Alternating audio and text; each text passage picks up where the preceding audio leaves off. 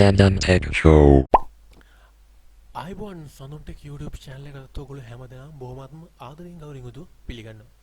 ඉතින් හුඟ කාලෙකින් මම ඔයාලත් එක්ක වීඩියෝ එකක් ඉදිරිපත් කරන්න බැරුණ එක ගැන බොහොමත්ම කනගාටුව පළ කරනවා. ඉතින් ඒ වගේම ඉතින් කනගාටුව පළ කරන අතරේ කාර්ය බහුලත්වයෙන් හින්දා තමයි මට වීඩියෝ ඕගොල්ලෝ වෙනුවෙන් ඉදිරිපත් කරන්න බැරි වුණේ. ඉතින් ඒකින්ද මම laptop repairing training එක අලුත් විදිහට කරන්න කල්පනා කරා. ගොඩක් YouTube channel වල ගොඩක් කරන්නේ ස්ටෙප් බයි ස්ටෙප් කියලා දෙන. ඉතින් මම ස්ටෙප් බයි ස්ටෙප් කියලා දෙන්නේ නැහැ. මොකද මගේ වීඩියෝ දිග වෙනකොට මම කැමති නැහැ. ඔයගොල්ලෝ කැමති නැතුව ඇති. ඉතින් මේ තියෙන බෝඩ් එකේ පළවෙනි පාඩම හැටියට මේ තියෙන බෝඩ් එකේ ෆෝල්ට් එක ඔයගොල්ලෝ බැලුවනම් පේනවා ඇති පවර් එක ඩ්‍රොප් වෙනවා. ඒ කියන්නේ පවර් එක ඇවිල්ලා යනවා. ඉතින් ඔයගොල්ලෝ ආයි සාමාන්‍ය ලැප්ටොප් බෝඩ් එකේ පවර් ඩ්‍රොප් වෙන්නේ නැහැ. පවර් ඩ්‍රොප් වෙන්නේ නැහැ. මොකද ප්‍රොටෙක්ෂන් වලින් ටක් ගාලා ඕෆ් කරන MOSFET වලින් ටක් ගාලා පවර් සිග්නල් එකව ටක් ගාලා ඕෆ් කරලා දානවා.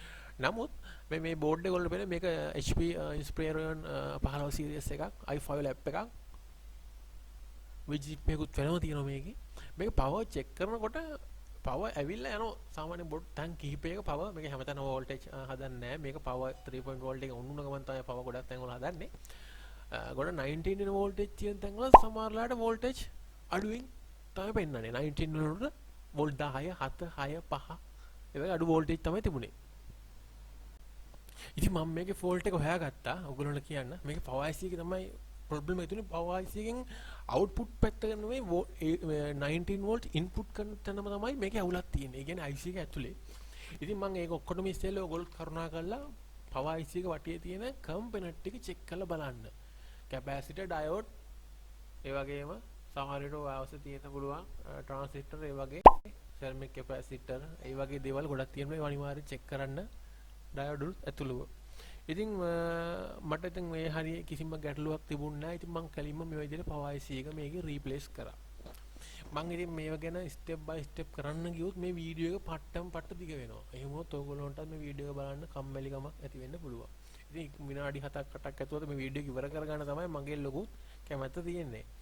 ඉතින් ඉස්සරහට අලුත් වීඩියෝ සීරීස් එකක් ඔයගොල්ලන්ට ඉදිරිපත් කරනවා. ඉතින් මම ස්ටෙප් බයි ස්ටෙප් කියලා දෙන්න යන්නේ නැහැ. මම ට්‍රිප්ස් කියලා දෙන්න ඔයගොල්ලන්ට රිපෙයාර් කරන්න අවශ්‍ය වෙන.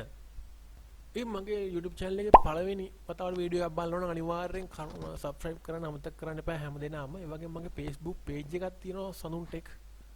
අනිවාර්යෙන් ඒක like කරන්න. ඒ වගේම C1 දාගන්න මාව follow කරලා.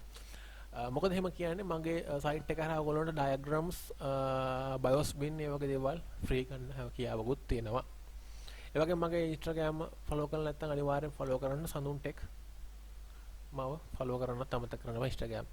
ඉතින් එහෙම වගේම ගොඩක් දේවල් ඉස්සරහට එනවා. ඉතින් මගේ වෙබ්සයිට් එක පුළුවන් සඳුන් අවශ්‍ය කරන ඕන දෙයක් මිලදී ගන්න පුළුවන්. ඉස්සරහට ගොඩක් දේවල් මිලදී ගන්න පුළුවන් හැකියාවොත් ඔයගොල්ලන්ට ඒවි. ඒ වුණාම ඉතින් අලුත් වීඩියෝ සීරීස් එකකින් එන්න. එතෙක් හැමදාම සුබ දවසක්. එහෙනම් අපි ආයි හමු වෙමු.